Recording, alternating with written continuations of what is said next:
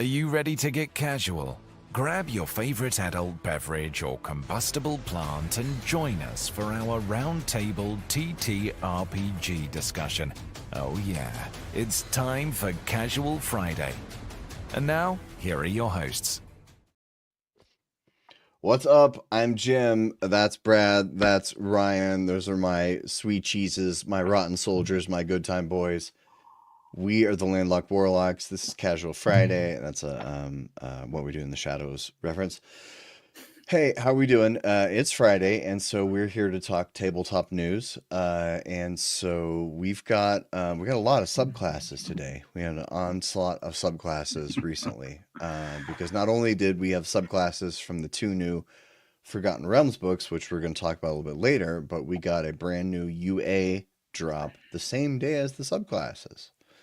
They're I don't know. They're throwing the WotC's throwing the news out as fast and furious. Yeah, so here's Let's a brand new book full of subclasses, and just in case you don't like those, here's a UA of stuff that might come out later. So, we just overload you with information, and maybe you won't hate us.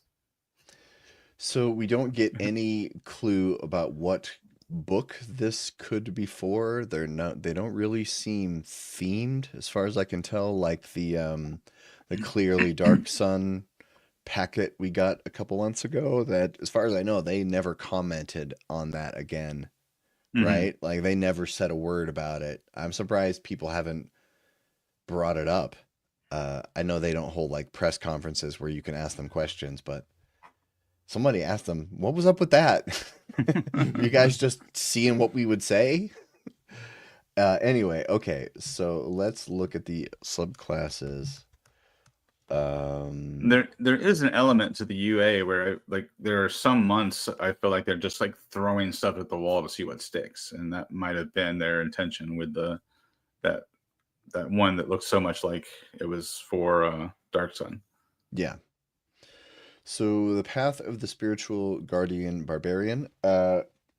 Most of these new subclasses were from Xanathars, which I thought Xanathars was still canon. But so here are the main updates in the subclass. Formerly Path of the Ancestral Guardian, since Xanathars. Spiritual Protectors. Formerly Ancestral Protectors have been redesigned. The feature now splits the effect of the original feature, along with new effects as options when you hit a creature while your rage is active. Spirit Shield now scales with your rage damage bonus. Vengeful Spirit, formerly Vengeful Ancestors, is a new feature that allows you to make an additional attack when you roll an 18 or higher on an attack roll. Okay, any thoughts here so far? I think the scaling, which one was it? The Spirit Shield? Spirit Shield. That seems like a good concept. The idea that it's going to get better as you level up, because there's definitely some designs going back to the Xanathars and other early books where you get this really cool ability, but then 5-6 levels later, it's no longer really practical. So I see you roll a number of d6s equal to your rage damage bonus. So they're turning rage into sort of a martial arts die. Yeah. So it's so your rage damage gives you a number, right? That's how what you're adding whenever you hit something with a strength-based attack.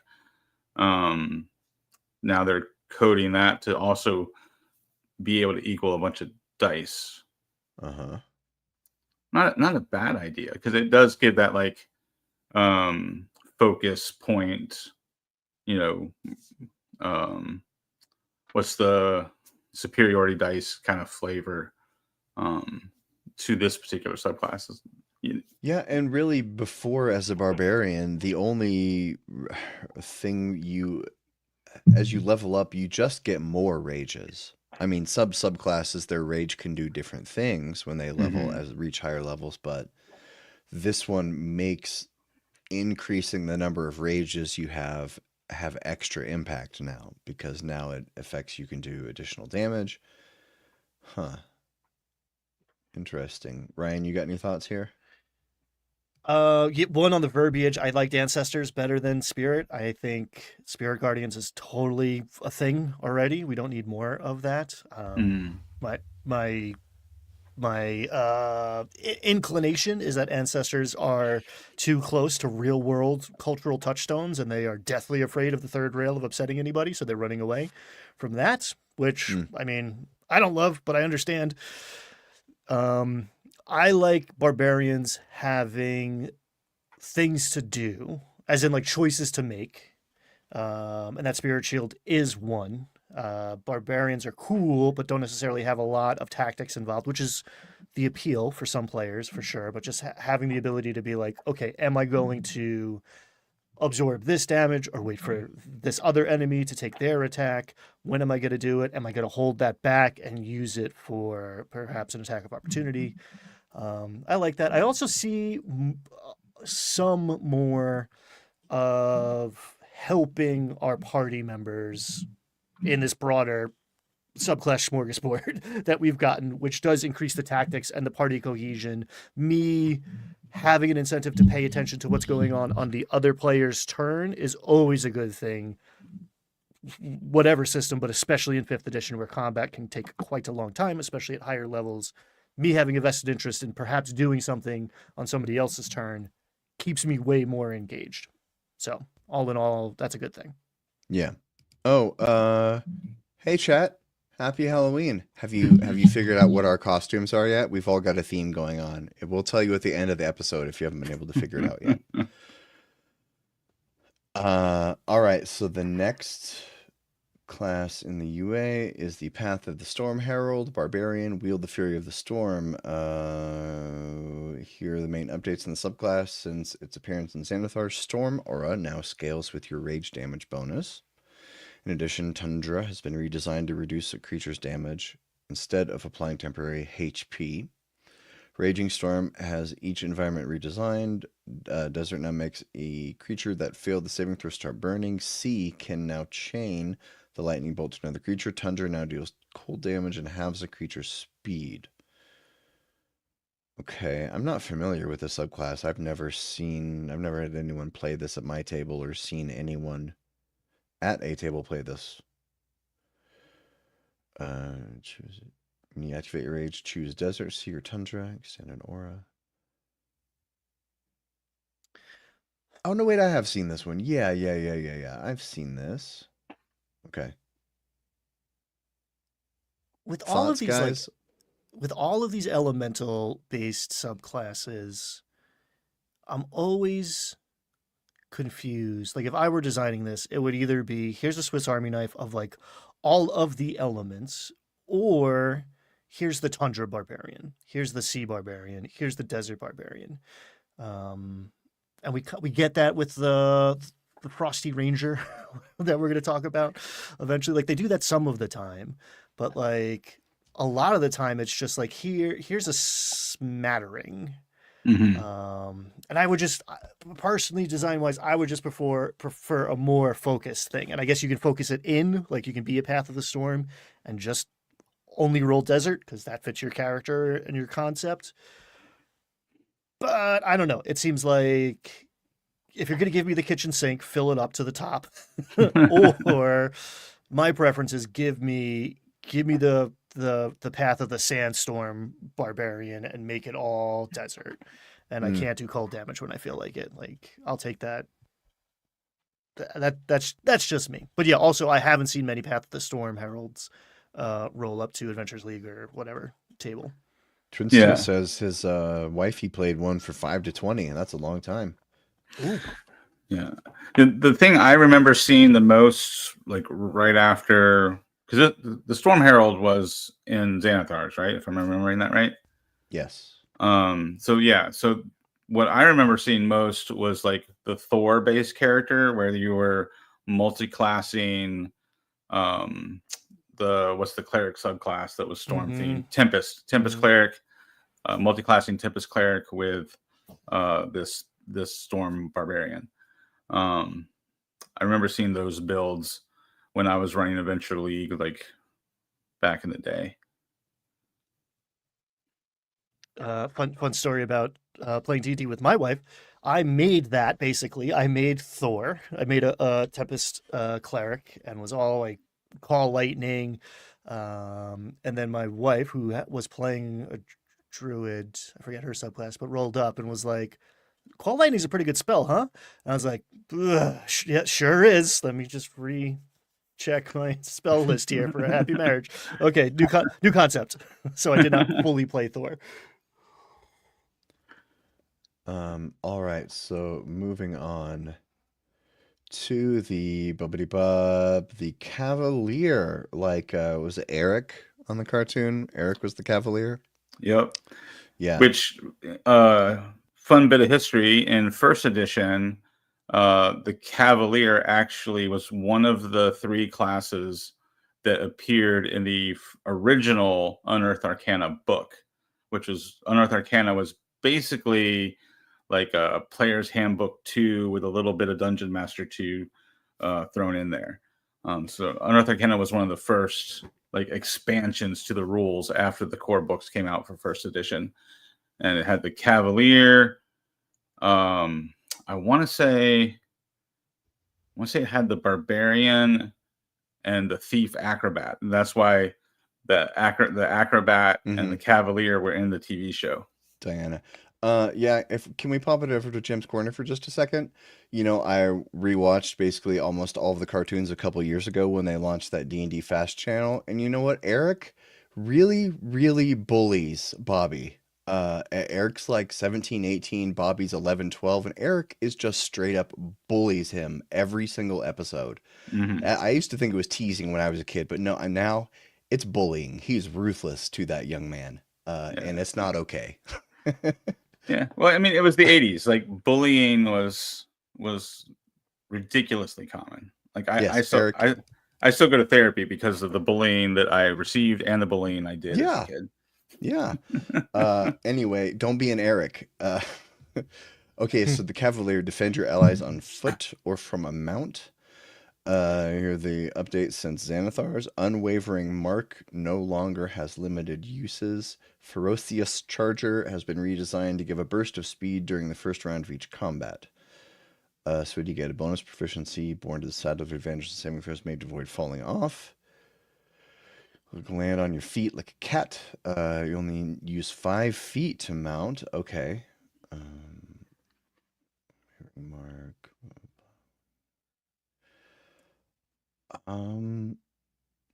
I played a mostly mounted paladin in a campaign a couple years ago.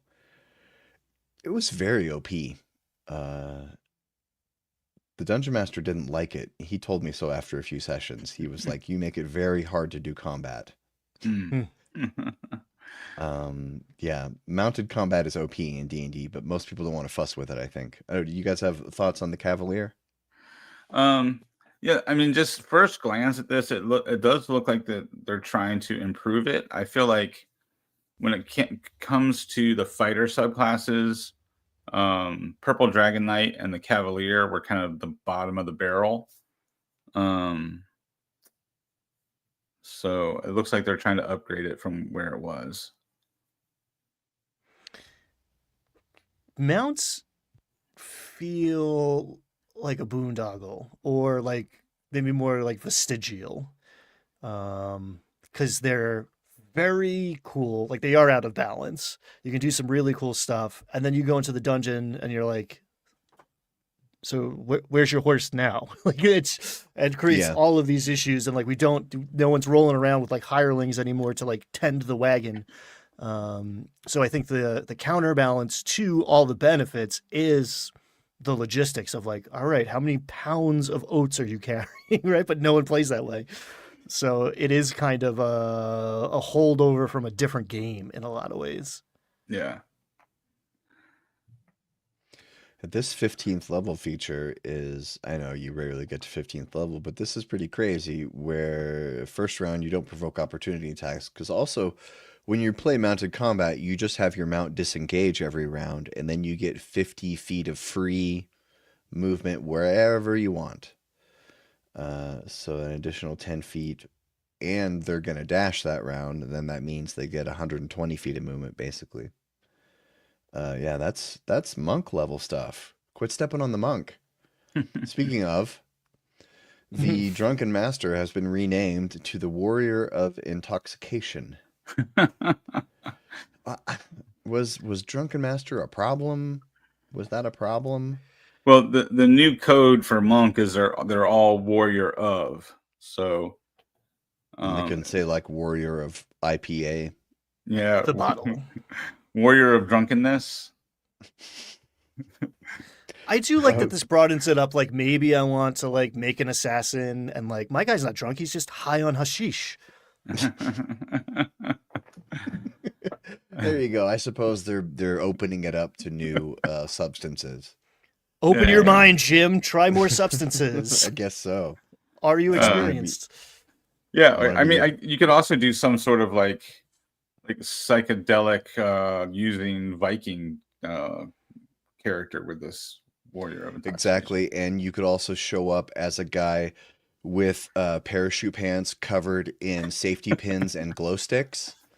There you go. He'd be a warrior of glow sticks, if you know what I mean. I have participated in several glow stick battles in my formidable youth. Multi-class into barbarian, and now you're the rave rager. Oh, there you go. The rave rager. There you go. So the Warrior of Intoxication Mystic Brew is a new feature that lets the monk create magical brews. They can drink to gain long-lasting benefits. So a little artificer there. Master Brewer is a new feature that replaces Drunker's Luck. The feature adds additional beverage options to Mystic Brew. So what's this new Mystic Brew? Whenever you finish a short or long rest while holding brewer supplies, you can use that tool to magically produce one magical beverage. Chosen the following options: Cinnamon Dragon, Heavenly Spirit, or Refreshing Dip. The beverage appears in a bottle or cask, and the bottle vanishes when the beverage is drunk or poured out. If any beverage remains and you finish a short or long rest beverage, only you gain the benefit. You spend 1 minute. Does where there. Okay, Cinnamon Dragon, magic action to exhale toxic flames in a 30-foot cone. Heavenly Spirit, you gain resistance, psychic and radiant damage, refreshing dip. When you gain hit points, you can regain additional hit points equal to a roll of your martial arts die. Huh. Yeah. It's cool, but it's giving barista, not necessarily like monks making potent brews.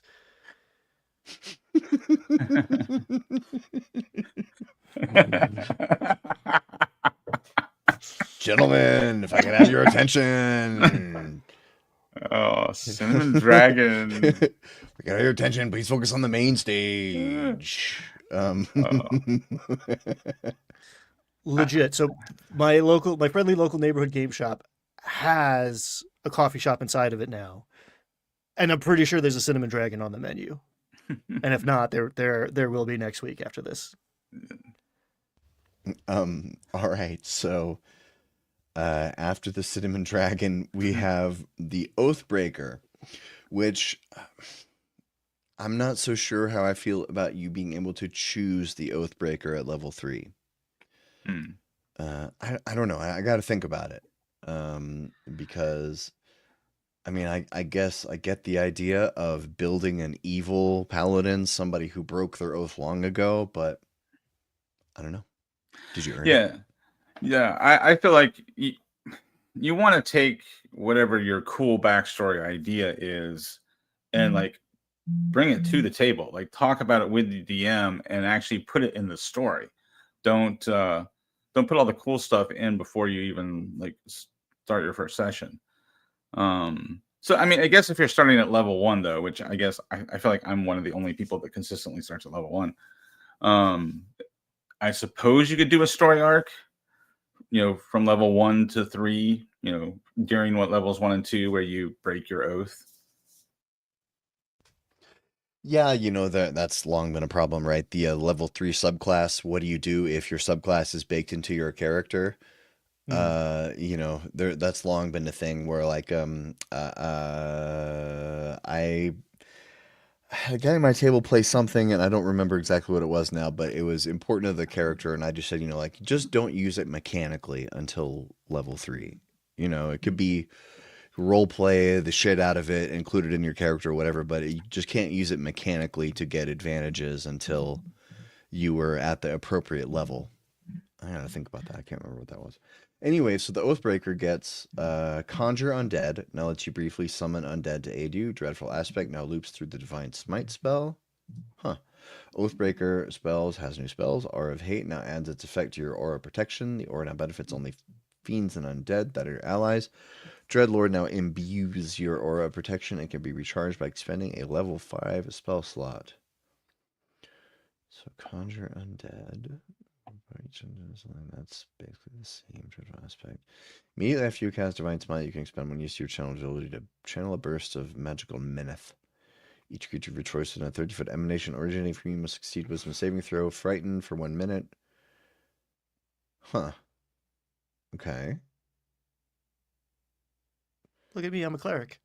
Huh. So Oathbreaker spells, so we get Hellish, Witch Bolt, Crown of Madness, Darkness, Fear, Summon Undead, Blight, Phantasmal Killer, Contagion, Steel Wind Strike. Shadow Strike is a bonus action. You can make a melee spell attack, shaping the gloom, exuding from you to the blade. One creature in your aura protection on a hit. The attack deals 3 necrotic damage, 3d10 plus your charisma modifier. Wait a second. Oh, is that's the high level thing? That's 20th level. Gotcha. Look at me, I'm Lord Soth. Pagination. Yeah, that's definitely what the Dreadlord 20th level ability is supposed to be reminiscent of, right? Dragonlance confirmed. They're rebooting Dragonlance already, finally. Again. Maybe. Nacho, I'm sorry. Nacho's a big fan of Dragonlance, and I know he's getting his heart toyed with again and again by Joe Mango Jello. What did you Mango Jello? Joe Mango Jello. Mango Jello. I will say this about that Dragonlance thing. It was ambitious, and I really wanted the board game to work. Mm-hmm. I know it didn't, and I know it failed, and people didn't like it. I thought that was a good idea, though. Yeah, no, I think it was a great idea. Yeah, and I really wanted it to work. But cue step on rakes.gif. Yeah, I love Dragonlance. We played it for most of the 90s. Like growing up as a kid, we did like the Greyhawk modules and like, you know, our own like homebrewed dungeon crawls all through the 80s. But by the time we got to like the late 80s, like 88, we were very much steeped in Dragonlance, and we ran like 3 consecutive Dragonlance campaigns that took us like 6 years to do all 3 of those campaigns. They were largely centered on my character that was what was the Knight of the Lance. So like, in order to go from a Knight of the Crown to the Knight of the Sword, you had to go on a quest, so forth and so on. And so my character went on all of his quests to get all the way up to Knight of the Rose, and that was kind of the plot device that drove our 3 Dragonlance campaigns. Nice. Well, speaking of things that remind you of the 1980s, like Lord Soth and Knights of Salmania, that's not right, is it? Salami. It's salami. Knights of Salami. Yeah, it's salami. So speaking of that, the Old School Essentials is made some announcements that they are going to be combining and simplifying all of their various editions for 2026. 2026 is will be the 7th birthday, so what they've said, because they have Classic Fantasy, Advanced Fantasy, Classic Game Set, Advanced Expansion Set. That's too many things apparently, and so they say that what they're doing going forward is that next year they're going to be releasing 1 rule set to rule them all. Nice. And it's just going to be a new Advanced Fantasy and referee. I guess Classic Fantasy is going away. And if I could time out here, I don't know much about the OSE. Can someone explain to me the difference between the Classic and Advanced versions in a condensed answer? Do either of you guys know? I think I know, but Ryan, do you know for sure?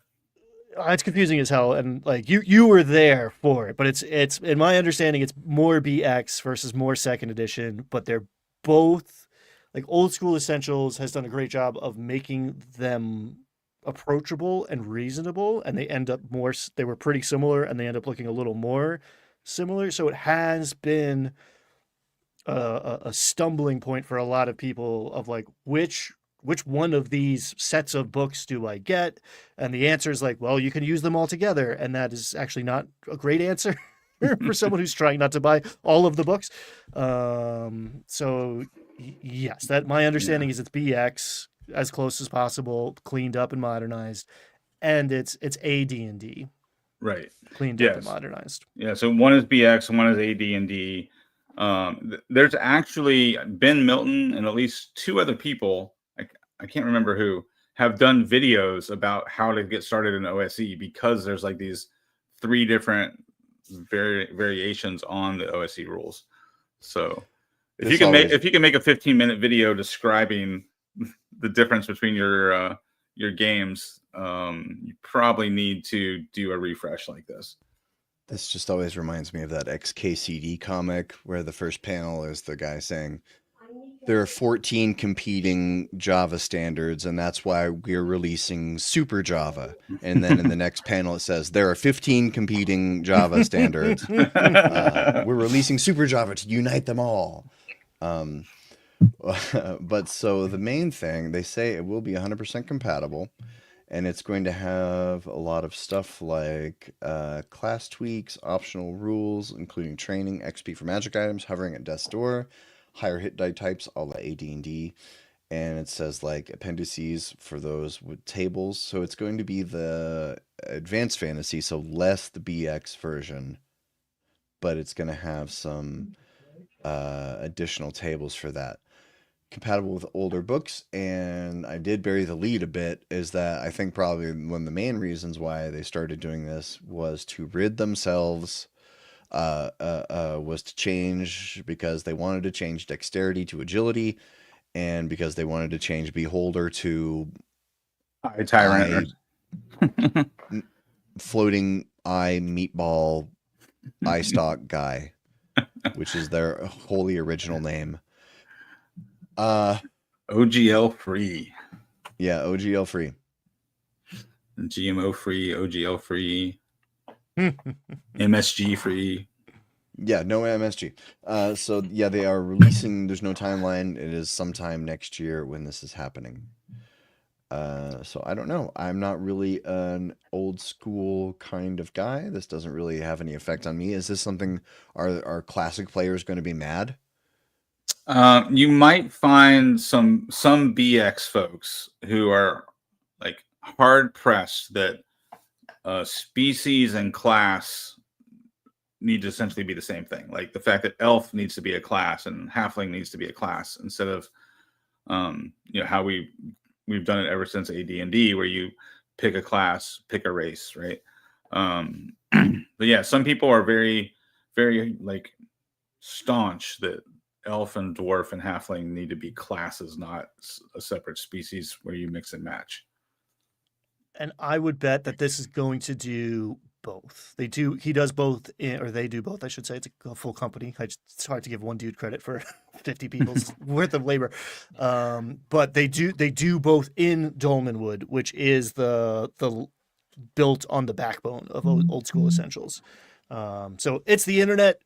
They're grognards out there. Someone's going to get upset no matter what you do, or if you don't do anything. So yeah, someone's going to be mad somewhere. But I think this is actually a great thing. If you're trying to run a kind of old school experience, Old School Essentials is the cleanest, most like vibrant version out there. I'm a big fan of the rule set and just the approachability of it all. And if you're out there and you're thinking about making stuff, looking at Necrotic Gnome's ability to deliver information succinctly and cleanly is deeply inspiring. So just on the layout alone, it's worth looking at. It's minimal in a way that gets the ideas in your brain, but it is not sanitized like so many other creators who try to go the minimalist route. There's still a lot of meat on the bone. It's flavorful, but you cut to the chase and you're not stumbling over high Gygaxian.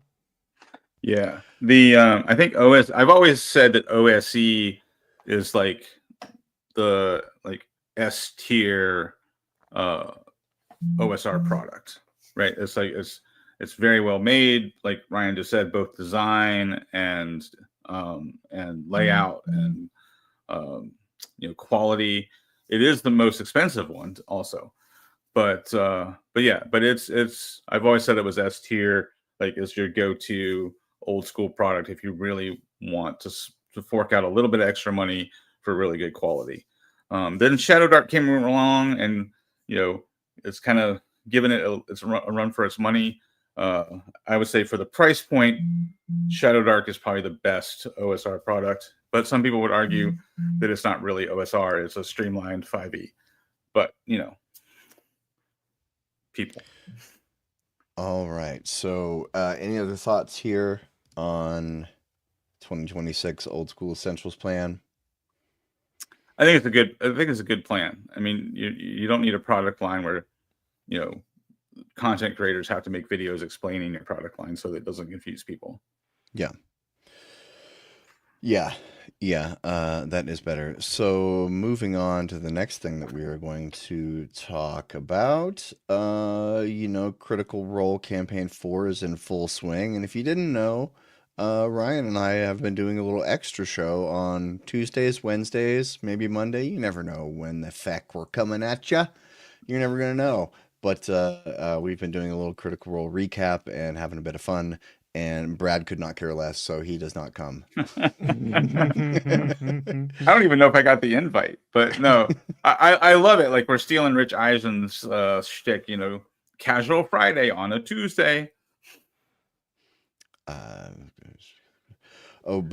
So if you were looking for more content to watch, more actual play content to watch, there are a slew of Daggerheart actual plays that are finna launch, like right now. One of them is being Dungeons and Daddies are doing Con Oz, which is a mashup of Wizard of Oz, Con Air, and Oz the Prison, the HBO show. So, I mean, okay. With Daggerheart to weave a tale of crime, magic, and chaos. And if you don't know Dungeons and Daddies, they are very, very, very fun. It started out the first season, first campaign is very much a D&D podcast. After that, it's mostly just like improv comedy, very, very little D&D. But I would like to see them play Daggerheart. Also, yesterday there was the Dispatch one shot last night. I haven't got a chance to see it yet, but they were playing Daggerheart apparently with the Dispatch one shot for Critical Role. Dispatch is a new video game that is supposed to recreate the old Telltale sort of visual novel storytelling. And I guess it's got a bunch of episodes. I'm not going to mess with it till all the episodes are out because I don't want to play half a video game and then wait 6 months and then play the other half. So they did a one shot using a similar kind of setting. And then also, the Legends of Advantris are just about to launch their Daggerheart 3-part miniseries. They're doing a Colossus of the Drylands, which is that kind of like wiki Weird West. And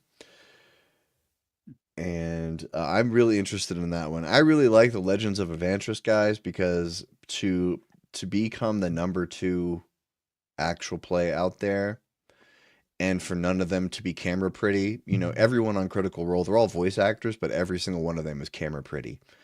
And the Advantris people, they just look like normal people. And yet their podcast is amazingly popular. And from what I've seen, pretty good. The parts, I haven't seen a whole lot of it, but pretty good. So I don't know, any thoughts there, guys? I think it's cool just to see more Daggerheart content getting out there. Like, just anything that's not Dungeons and Dragons that's getting a good amount of positive attention is a good thing for the hobby. Not because I hate D&D, it's just D&D is so ubiquitous. It's nice to see other games getting the spotlight.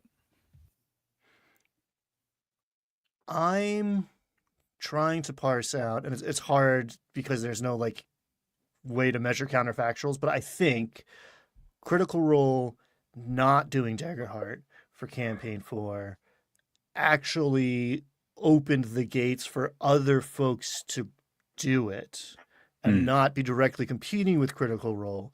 And from an artistic standpoint, that's really interesting to me. And from a business standpoint, that's interesting to me. I don't know if we would see this like Daggerheart like I don't know ascending wave of actual plays if Critical Role was doing it, but Critical Role is doing D&D 2024, and that kind of leaves a lane open for other people who, if they have success, maybe won't stop if and when Critical Role shifts in a couple of years after C4 is over. It's interesting. I was very much of the opinion that like, yeah, they have to do Daggerheart. And then when they didn't, I thought it was just about timing. But I do think maybe there is more value in them getting out of the way and letting other people adopt the system and kind of broaden the base for them.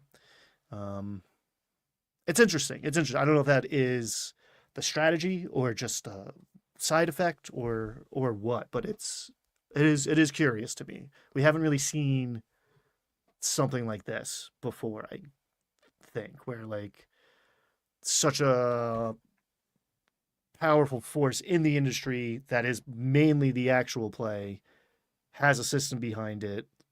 It's kind of a cross-pollination here. So I don't know. It's interesting. We'll see what happens. But I am a big fan of Daggerheart, and I think it is maybe more interesting to watch than 5e 2024 for a lot of reasons. Mr. Welch makes a very interesting point here. The problem with Daggerheart is that if you're going to live stream it, you need a top-down camera for maximum effect with all the cards. That's a good point. One thing that always baffled me about Critical Role, especially for the episodes that were sponsored by D&D Beyond, is that they all use D&D Beyond for their character sheets. Why do they never like do a screen share when they're rolling or, like looking up something in the character sheet? They could show that. When Wizards of the Coast puts out their actual plays, they do cut-ins of the actual character sheet, and you can see the digital dice rolling. And I know they like to roll real dice, but they could show us the character sheets. We know Matt Mercer makes all the magic items in D&D Beyond. We know he does this.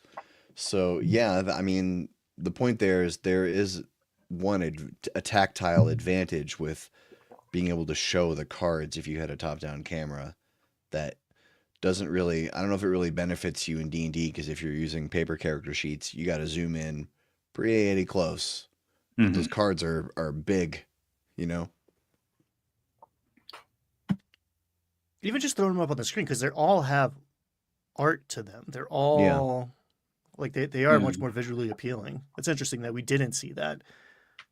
Yeah, I mean, you wouldn't necessarily need a top-down camera. I mean, if your live stream is being produced where you have somebody off camera who's, tweaking things and, controlling your, your assets, behind the screen, you could just have, digital copies of the cards and pop them up on the screen when someone uses that ability. So that way you wouldn't have to figure out, like, get the camera right and have everybody sit in the right place and all that sort of stuff. And Critical Role's never done a top-down. They've never shown their dice trays. They've never done top-down because, I mean, you see the cast with their phones at the table, and they wouldn't be able to have a top-down camera. They wouldn't be able to look at their phones, or if they have anything personal there at their stations at the desk, they would have to be real careful with it if they knew they were. Anyway, so moving on, I don't know if you guys heard anything about this, but there were a couple of new books that came out this week from Wizards of the Coast. Some new setting called Fae Run, also known as the Forgotten Realms. They've rebooted it again, and I'm trying to get anyone to tell me if these books are any good or not. Because I don't own them. You guys don't own them either, right? Or did either you buy them? No. I'm waiting for word on this. Nacho got them digitally because he lives in the Shire, so it takes a while for things to ship down that way. And a couple people this morning on Discord were talking about how like the player book is like a little bit light. It seems like the Dungeon Master's book has a lot of those. This is an adventure that's like a 1-page sort of thing. I don't know. We'll see. I'm waiting. It seems like all the news is about the subclasses, and then there's buzz about circles. Again, we were on that early. Maybe we'll do a little more on that. But I don't know. We'll see. But we got a Game Rant article detailing the 8 subclasses that are in it. The Bard, College of the Moon, Cleric, Knowledge Domain, Fighter, the Banneret, Paladin, Oath of Noble Genies, Ranger, Winterwalker, Rogue, Scion of the Three, Sorcerer, Spellfire, Sorcery, and Wizard, the Blade Singer. The Blade Singer, previously discussed, very OP. Boo! Very OP. But fun to play. Spellfire, Sorcerer, gives over feature to... I don't have a whole lot of other information about this.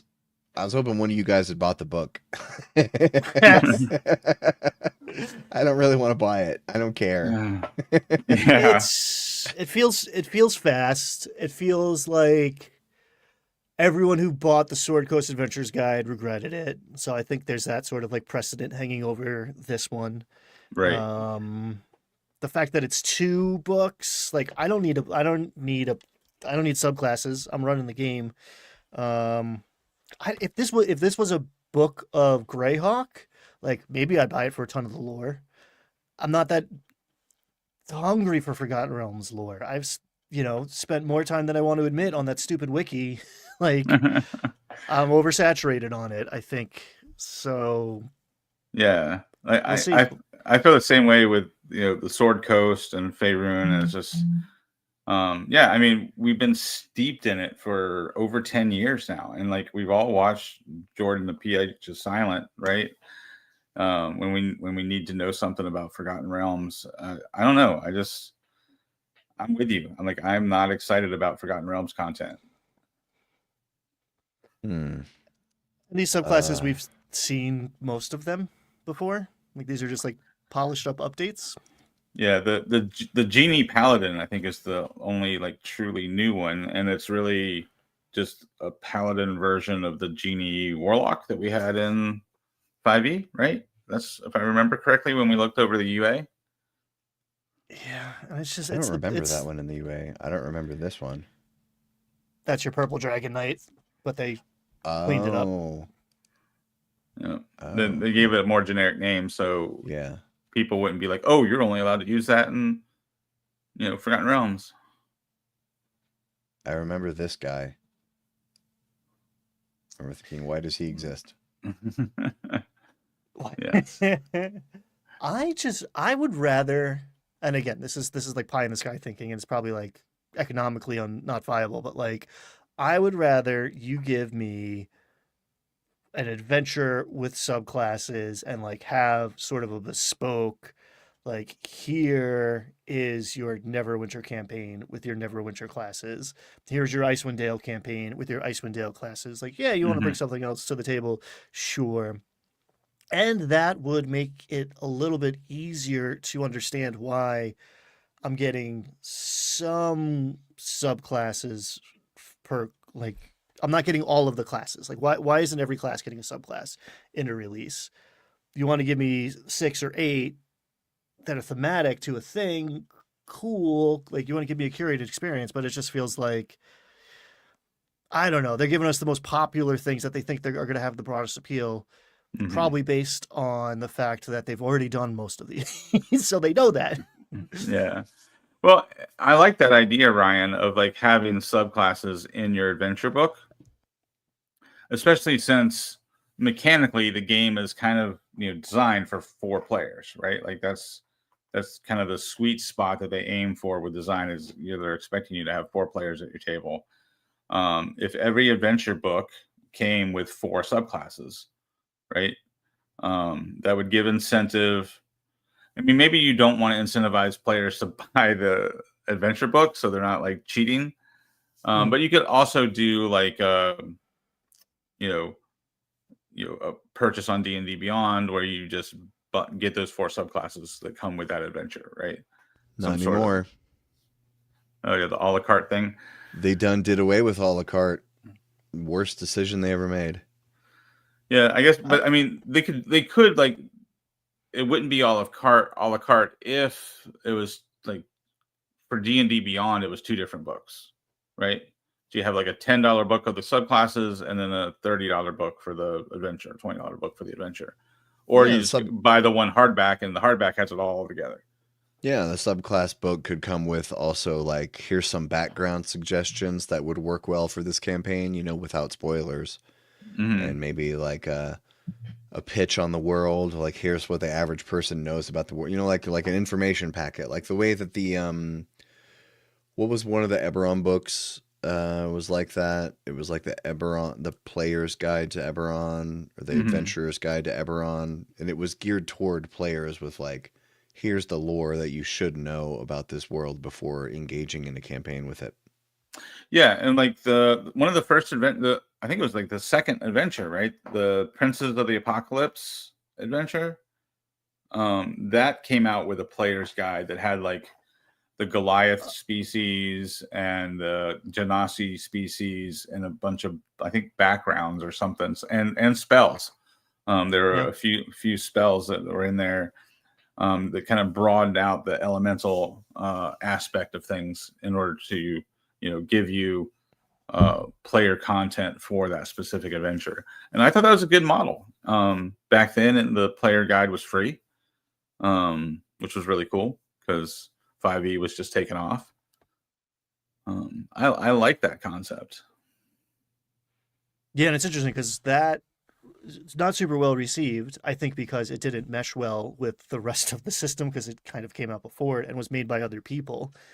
But that player's guide to Elemental Evil, but like that little supplement, is exactly what I'm describing. Like that is I would rather show up with a Winterwalker Ranger in an Icewind Dale campaign than one that's like more OP, that because it fits the theme. What I don't want is to get really excited about a Winterwalker and show up and it's just like, all right, we're going to hell. It's I don't know. It's not great. I'm probably going to stop by the game store tomorrow, so I'll flip through it, and who knows, maybe I'll come home with it, but I don't know. I agree, Nacho. I like also that it's more than just the Sword Coast. We're actually getting to see some of the other interesting areas in Faerun. Yeah, if you weren't going to go with like Greyhawk as your new fresh setting for the new edition of D&D, it would make sense to set your adventures away from the Sword Coast for the 2024 edition of D&D, because there's so much going on in Faerun. That you could have a Thay adventure, you could have Moonshae Isles adventure, you could have a lot of other adventures and just basically steer this new edition away from the Sword Coast. I think that would I think the only thing they'd be missing the boat on is Baldur's Gate, but they missed the boat on that a long time ago. Well, I mean, look at this picture here. They're trying. They're trying. It's a little late, but the game's still pretty popular. A lot of people still play it. And Twin Steel, didn't they put out stats for all of the companion characters? I think they did put out actual stats. Or maybe I'm confusing that with the movie. I know they put out stats for the movie characters. They definitely sat of those. They made character sheets for the movie characters. Yeah, I mean, maybe that's the refutation to my complaint with all of this is it's the rest of Forgotten Realms. It's the Forgotten Realms. It's not just the Sword Coast. So if you have a table of players who are, deeply invested in this setting already and are loath to change, as 5e players tend to be, then yeah, here's like what's going on in Thay. Let's ride. I can see the appeal for certain people. Well, I'll flip through it. We'll see. So moving on, we now come to the part of the show that we call the catch up, where we just catch up with what we're doing. Hey, let's look at each other's faces a little closer here. Hey, everybody. So loth to change. I see what you did there, Twin Steel. That's a good one. I hate it. I have an interesting bit of catch up. So I think I told everyone we finished our Dungeon of the Mad Mage campaign last week. Right. And this week we had sort of a post-campaign wrap-up to talk about stuff, about what's coming forward. We reminisced for a long, long time, and then we finally talked about what we're going to do next. But during the reminiscing, it's funny because, I've been going to bat for Dungeon of the Mad Mage for on this show for a while now. It's mostly to illustrate the point that it's like it's less what's written down in the adventure module and more the people at the table and the way it's run that equals fun at the table. And so I've been going to bat for Dungeon of the Mad Mage. And what's funny is in this reminiscing session, the DM complained about Dungeon of the Mad Mage the whole time. He had nothing good to say about it. What's funny is apparently a lot of the clever stuff that I thought he did or that was in the module, apparently he bought multiple campaign fixer books from the DM's Guild. He spent quite a bit of money to buy here's ways to add plot into this chapter, and so it was all supplemental material that, according to him, made the adventure rich and have an overarching story and all this stuff. So I don't know. I bought the book. I haven't read it yet, but I finished the campaign, so I'm gonna read it now. Yeah. That's why I didn't do reviews on my channel, because I never run an adventure as written. I always hack it up. I'm like, oh, this would be a cool idea if I do this, or my player comes up with some unique character concept. I'm like, oh, let's tweak this in the adventure to support this character's backstory. So I'm not good at reading a book and pointing out what's good about it and what's not good about it, because I just use a book as to spitball brainstorming. I look at a chapter and I'm like, oh, I could run this. I got all sorts of ideas now from reading this, because I don't run it as written. So I'm just not good at reviewing products in that way. If I'm going to talk about a thing, I start by running things pretty straight. I will customize it based on somewhat on player backgrounds. If someone's bringing a lot of backstory to the table, I like starting from a place where it's just I don't care. I'm pretty good at finding the problems. That's stupid. That doesn't make sense. Those leap off the page at me.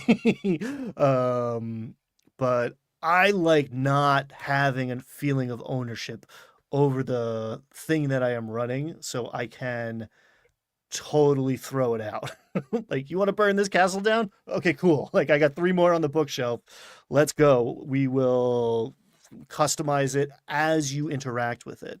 I think that's one of the strongest arguments for running a pre-published thing, is that you don't have that, oh, my precious lore dump that I'm going to totally hit you over the head with because I spent hours last night thinking about it.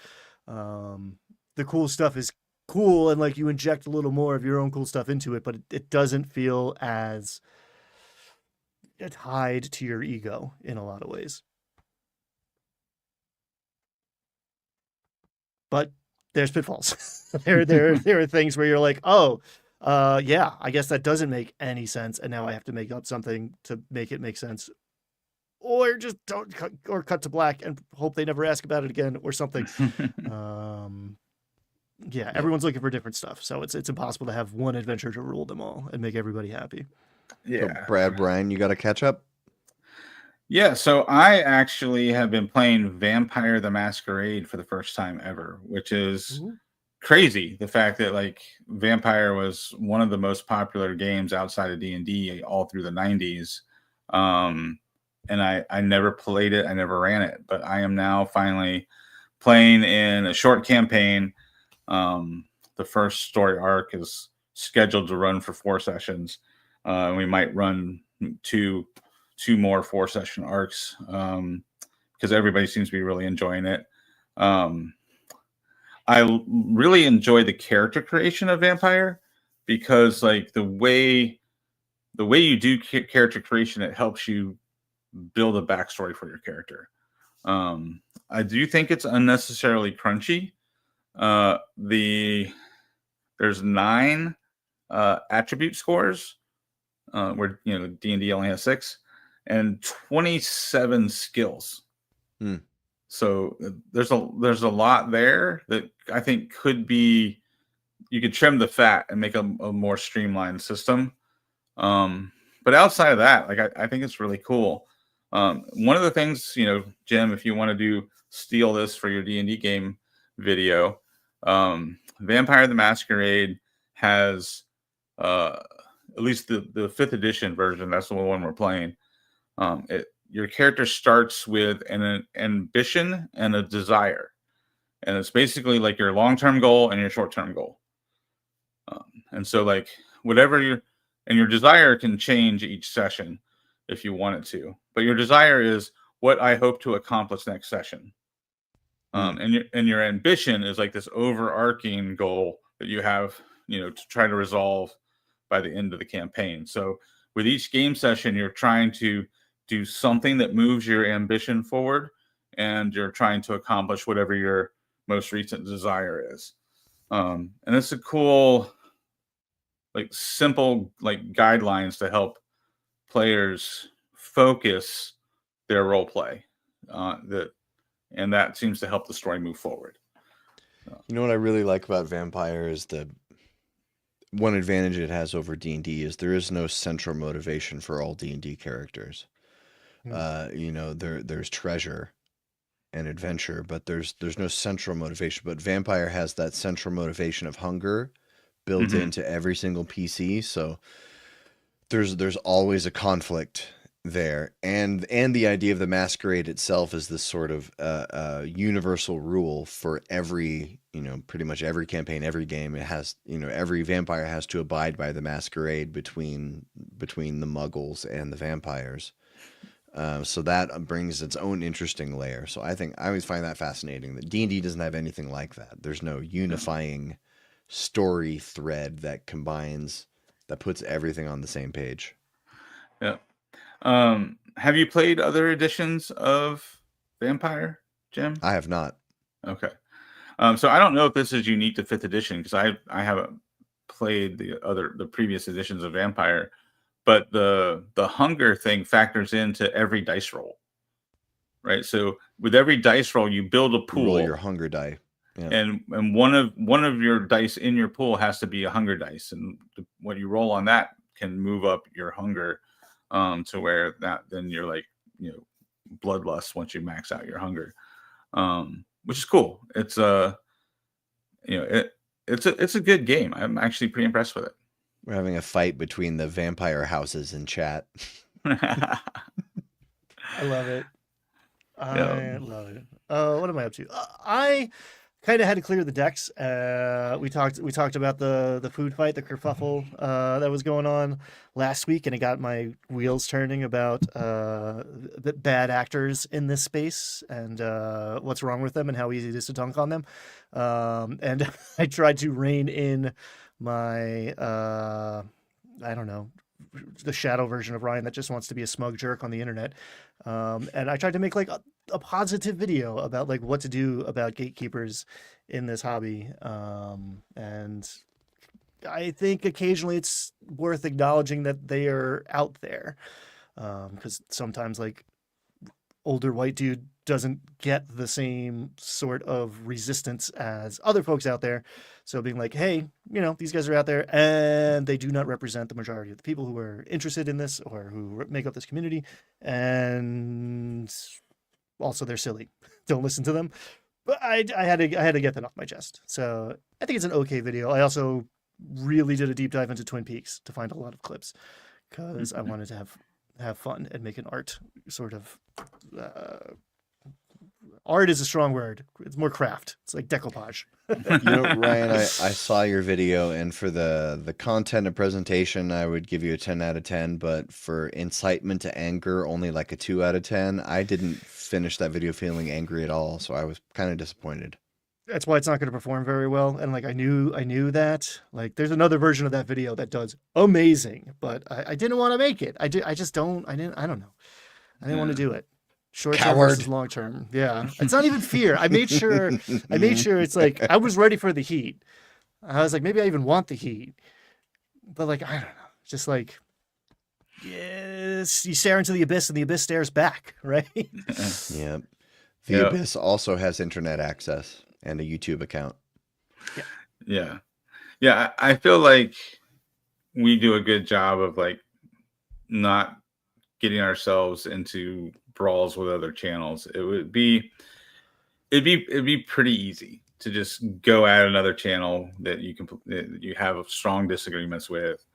I just don't know if like that's not the kind of space I want to create. I feel like when you create a YouTube channel, you're creating space to invite people in to have conversation with you. You're going back to Matt Colville's recent video, you're building a community around your brand. And I don't want to build a community of like, picking fights with other people. Yeah. I've been on the receiving end of it, and it is weird. It is hard to just push it from your mind sometimes. It's also like a very bad look. Like watching somebody just like watch a video for like 10x the amount of time the video lasts and just talking shit about it is like, okay, so this is what you do with your precious time. Okay, cool. Confirmed. I don't want to do that. Yeah. So the chat thing over here, if you ask a question, it marks it with a question mark, and it gives it a slight little highlight there. Huh. Ooh. Interesting. Ooh. Twin Steel, yes, it is gay to like women, to answer your question. I was just watching a video today about performative. That's the new buzzword, performative males, which is just the same thing that they called metrosexual 15 years ago. That's funny because if you say performative male, and I think alpha male, I think the guy who's doing maleness to prove how manly he is, which is always sus for me. What performative male now means is tote bag, drinking a matcha, reading a feminist book in public. That's performative male. And it's just a way for the alpha males to quietly call them gay. The same thing with metrosexual. Some men took care of themselves, and so the rugged guys were like, they're all metro, which is just a way they can say gay without actually getting in trouble for it online. So that's what performative now means, is they're calling you gay. Yeah, that guy goes home and shaves his chest and oils it up for his bros to see his pecs. So like, it's all very. It's just the lady doth protest too much. It's like underlying so much of all of that. Like, go do your thing, but if you're putting so much energy into like what you're not to define you and shore up your fragile ego, you're telling on yourself, guys. Yeah.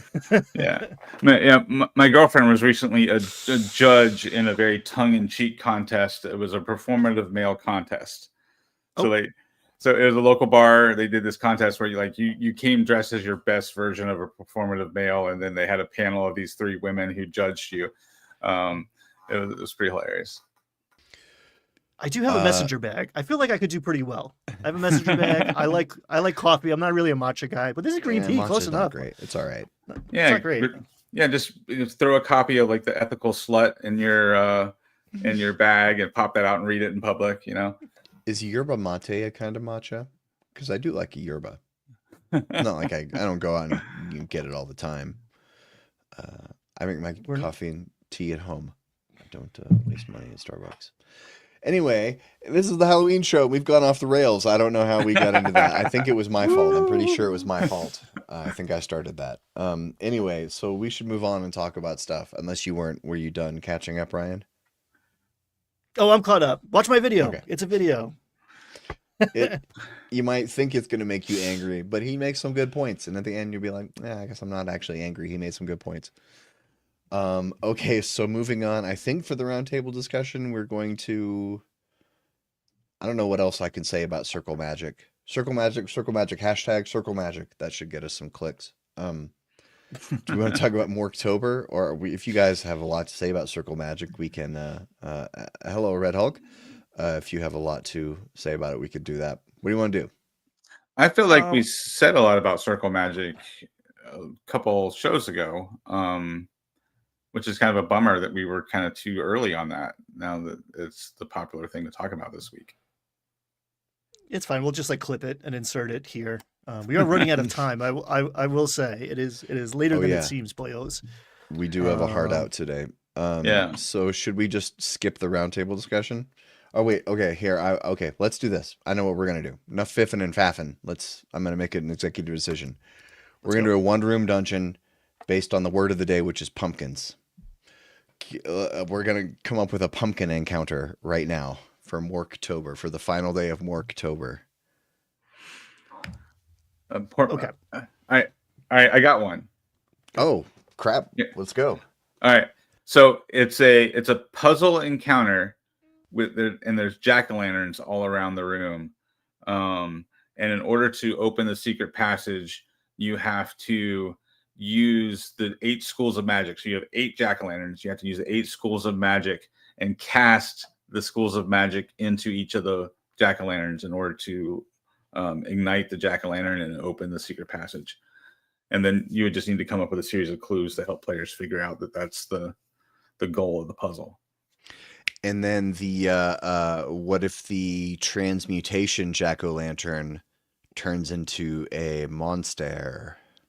It's the final one is the transmutation one, and you zap it with whatever, and then it's like Krampus is now. Yeah, or like a pumpkin golem, right? What's the Halloween Pumpkinhead? Pumpkinhead, right? Yeah. That's a movie bad guy. Yeah, I think so. Jack Skeleton is kind of that too. Let me see if I can find stats for Pumpkinhead. 5e pumpkin. Another Nacho in Discord story. Nacho was talking about flame skulls, and I was like, for like a Halloween one shot. I was like, the Headless Horseman, Ichabod Crane, just throwing a flaming skull. Like insert that inside of a pumpkin, and bingo bango. It's one of my favorite monsters. My mind instantly went to like James and the Giant Peach, but a pumpkin. You're inside. Clearly, it's difficult terrain. It's all like delicious, but like I don't know, kind of fibrous and slippery at the same time. And who else is in there eating stuff? Carrion crawlers, but for inside a giant pumpkin. That'd be a cool room in the middle of like a hag's lair. Like the hag's lair is like her house is a giant pumpkin, the hag's home, but then there's other pumpkin and rooms her like manor is a series of giant pumpkins that are all hollowed out in different rooms. One of the rooms is unfinished, so it's full of pumpkin guts and your carrion crawlers. Here is from D&D Wiki. Here's a Pumpkinhead stats. This is a CR3 creature. It has a removable head, which seeing that made me think if when in the giant pumpkin, if one of the rooms still has the little jack-o'-lanterns, the Pumpkinhead creature could maybe get different abilities by inserting different heads. So there's the jack-o'-lanterns, and like he goes and grabs the evocation pumpkin and jack-o'-lantern and puts it on his head, and now he can fireball you. So you've got to smash the pumpkins. It's like a reverse Mega Man situation. Yeah, I like that. We're spitballing some great ideas here for pumpkin themed adventures. All this stuff is free to use, folks. Not even behind a paywall. You get all this for free. I will I have. will say, oh, go for it. Well, I was going to say a quick and easy way to do a low level one shot for Halloween, and you need stats for the headless horseman. Is you take like a, a a ghoul or a ghast and put them on the back of the skeleton horse, because those stat blocks are in every basic monster manual, no matter what edition you're playing. And then just like basically give it the equivalent of like a firebolt cantrip. That's the flaming skulls that it throws. And boom, there now you have a stat block for your headless horseman, and you basically just steal the clues right out of the classic story and put your players in the middle of the forest. Boom. Nice. Halloween one shot done. So there you go. There's your pumpkin themed encounter. And we've got a hard out here in a few minutes, but there is one more quick thing I wanted to get to. Since I was just speaking about Dungeon of the Mad Mage, a group of modders, 400 of them to be exact, are recreating Dungeon of the Mad Mage inside Baldur's Gate 3. Oh, wow. Which is pretty wild. 400 modders, 400 of them. I mean, I'm sure it's everybody's volunteering. They're working part-time here and there. I'm sure many of those 400 are probably an hour or two a week or whatever they can donate. But yeah, they're doing all the 23 dungeon levels and Skullport, which is, it took us 4 years to get through, just to play through that at an actual table. It says one of the reasons they chose it was because it doesn't really have like an act structure and like definite choices that really change things. Like there's not a real deep overarching story to the whole thing.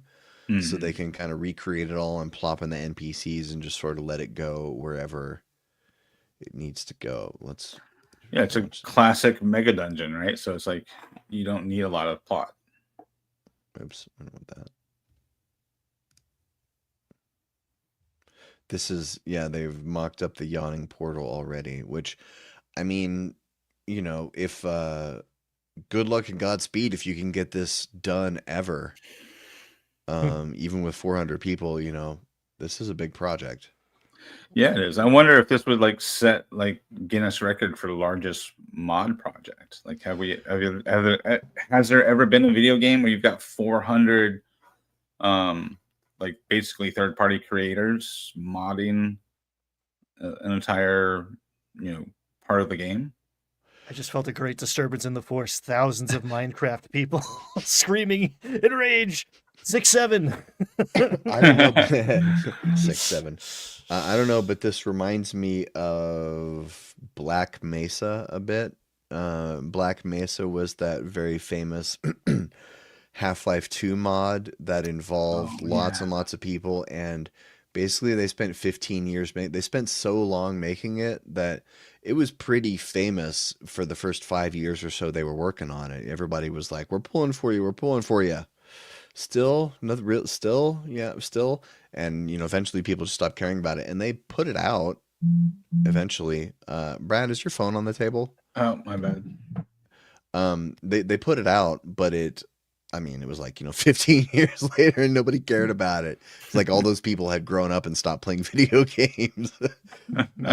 So I would love for them to get this done. I love Baldur's Gate 3, and I would like more content. That would be a lot more content with that many levels of a dungeon, for sure. If they can, oof. But it's pretty ambitious. Like they're making original custom companions. And I know they're looking for voice actors to donate their time.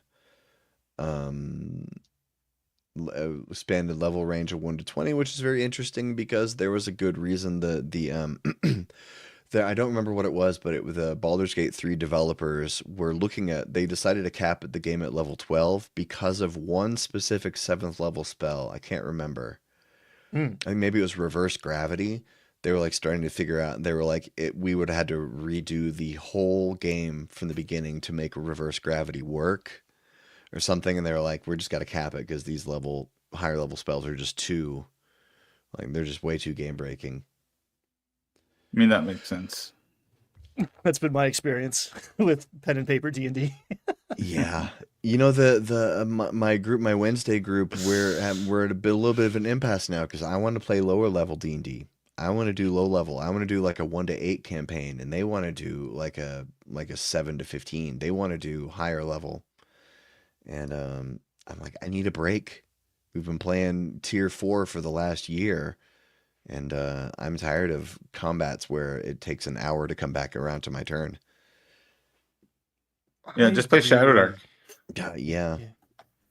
That's why I like Old School Essentials. It's like, yeah, I like level 1 play. Like, oh, you got shot in the face with an arrow, you might die. Oh yeah, okay. Yeah, that helps my immersion. I get it. Yeah. I mean, I don't know. I feel like if you want to play super heroic fantasy, just play Daggerheart. I feel like Daggerheart feels a lot more like cinematic combat, heroic fantasy, and it runs much tighter than high level D&D. Yeah, I think we are probably going to. I'm trying to push people toward Curse of Strahd because it's still pretty much the one 5e WotC adventure I have not read. Still the one I've been saving. And Tomb of Annihilation, I haven't read that one either. I am running it and deeply enjoying it. I did a couple levels of homebrew because I sandboxed them pretty hard. Of like, there's 3 campaigns in front of you. Which way do you go? And we went to Strahd. So I did Death House, but they weren't level 1 when they started it, which I think was wise. But I've been really enjoying it. I think I actually put the fear of Strahd into the players a little too much. So we definitely spent like a month of them like not going hard enough because I was like, I'm gonna kill you, and I was like, oh, okay, hold on, like you also have to play the game, that you can't just hide in the corner. You have to make choices. It's fun, it's good. This current season of NADPod, Not Another D&D Podcast, they're doing like a Strahd campaign, and it's very funny. Their main goal is they want to defeat Strahd because their goal is to open up a Fuddruckers in Barovia. And Strahd has made it impossible to get permits and to the supply lines to get beef in and that kind of stuff. So that's their whole goal, is they're trying to be business people, and they got to take down Strahd because he's standing in the way. Very funny. I love it. So we've got a heart out. We got to wrap things up. And I think we're ready to reveal the theme of our costumes now. I was going to think on it, and then I forgot that I said that. I was going to think of something in the background during the episode, and I forgot until just now. We're going as podcasters. There you go. Yeah? Yeah. I mean, look at us. Yeah, the 90s have come back around, and I'm here for it. My jeans are way looser than the last jeans I bought, and I'm doing flannel again. We haven't got to that point of the 90s yet, but kids out there, just keep doing what you're doing, and eventually it'll come back to you. Baggy jeans, Nirvana, flannel, it's all coming back around. I just had to wait. Yep. I picked just the right time to lose weight. I lost like 20 pounds this year. So now my jeans that, used to fit snug now are loose, and I don't even have to go buy new jeans. There you go. Baggy jeans for the win. I noped the whole skinny jean thing from beginning to end. I said, I'm going to stand over here and just wait till that's over. And I did. And maybe people made fun of my baggy jeans. I don't give a shit. I don't care one bit. Comfort when you reach my age. Comfort's what's important. Anyways, we got to get out of here. All right. Thanks for watching. We love you, and have a great weekend. Go. Don't eat no razor blades and apples. Check your apples for razor blades. That never actually happened. That was a myth. All right. Urban legend.